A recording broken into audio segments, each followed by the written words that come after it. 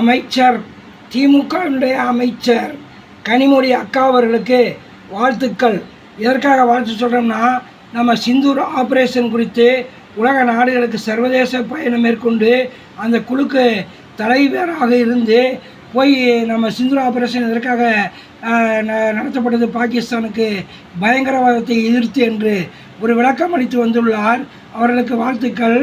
அவர்களுடைய அண்ணன் மன்னாதி மன்னன் நமது தமிழக முதல்வர் மாண்புமிகு மு க ஸ்டாலின் அவர்கள் பாரதிய ஜனதா கட்சிக்கு ஒரு எதிர்க்கட்சியாக இருந்தாலும் கூட அண்ணன் மன்னாதி மன்னன் நமது தமிழக முதல்வர் திரு மு க ஸ்டாலின் அவர்களிடம் ஆசி பெற்று உலக நாடுகளுக்கு சர்வதேச பயணம் மேற்கொண்டு சிந்தூர் ஆபரேஷன் குறித்து விளக்கம் அளித்து வந்துள்ளார். அவர் 2G போன்ற வழக்குகளில் கூட புலர் சிறையில் இருந்திருக்கிறார்.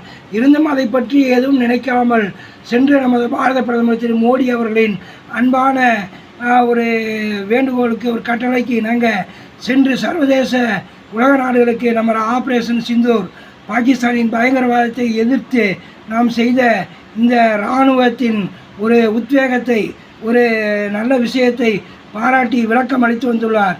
ஆகவே நமது திமுக அமைச்சர் உயர் திரு கனிமொழி அக்கா அவர்களுக்கு வாழ்த்துக்கள். வாழ்த்துவோம். வாழ்க வளமுடன்.